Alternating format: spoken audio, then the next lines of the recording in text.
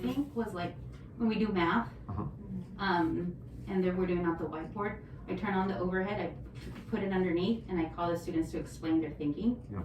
And that tells me, that's a quick assessment. If they can explain their thinking and they can use the academic terms, then I know they got it. And the kids love, I mean, even my Yales, they want to see their work in lights. But they struggle, like mine is really, they're still struggling. But if you create such a safe environment where you also use it as a teaching and guidance through that, that also helps.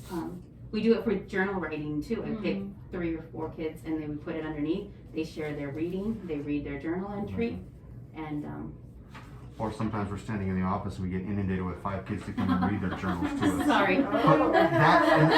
And something like that, Sorry. that's practice, right? Practice. The practice for those students to come. So maybe we do that with our Go Start EL kids. You've written a sentence, go read this to last year's teacher in upper grades, maybe because they like that, or maybe you go read your kindergarten teacher, or just the offices, because we're a little more free down here too.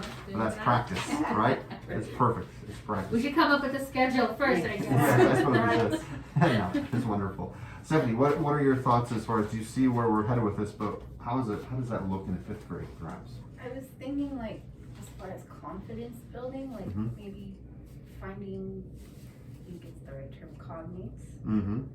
And like, for example, one of my kiddos was just not getting the difference between like carnivore, herbivore, omnivore, one of my ELs, and we were able to, well, what is carne in Spanish? Right. He's like, oh, meat. It's like, so carnivore, and you know, he was finally able to distinguish that. So, and maybe just finding a list of cognates and like having it there for them and having them compare academic vocabulary. I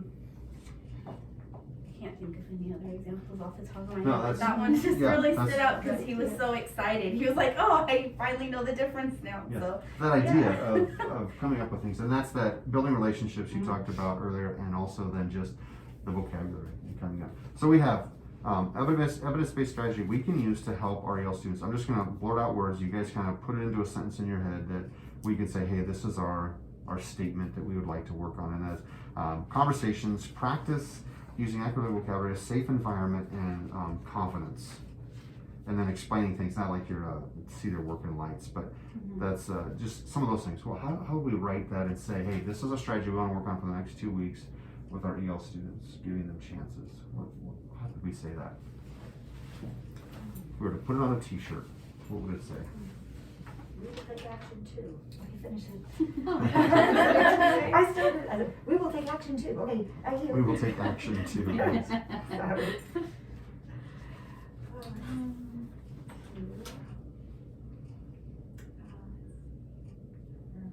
Because the purpose is to build confidence, right?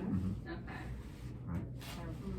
We want them to do better on the CAS test. They be confident in their language. So our one is confidence boosting. Is that what we're? Well, is that an evidence-based strategy? Do we hear that? Do we see that? Is that what's something that gives them? Is that what we want to put or is it the conversations? Confidence in utilizing academic vocabulary and conversations with peers. Okay. I'm gonna write that down, and you guys can, and then we have it, and you guys can. That's good. That actually sounded really good. I'm like, whoa. I hope you copy it fast because I don't remember. I can watch the recording. Confident conversations. I should record myself with academic vocabulary with peers. Yes. Start with, and then moving on. And now, the evidence-based strategy of that would be, and I know that reading the ELD standards, it talks a lot about confidence, and giving them a chance to practice really is the key. And so we get stuff the word practice in there, but that confidence and that practice with conversation, and that's our evidence, and that's the part. And we know that we can find that evidence out there that is a strategy that is going to help students. Okay. Now, the trick is, what improvements do we expect? And this is on your paper there. How will we monitor the progress, and how will we analyze the results? And we may get into this next time, but really the goal for today was this strategy. And I think this will give you something to kind of think about. And I'll write this up for you and send it to you so you can kind of think about it. And we're going to stop there. Thanks for watching. And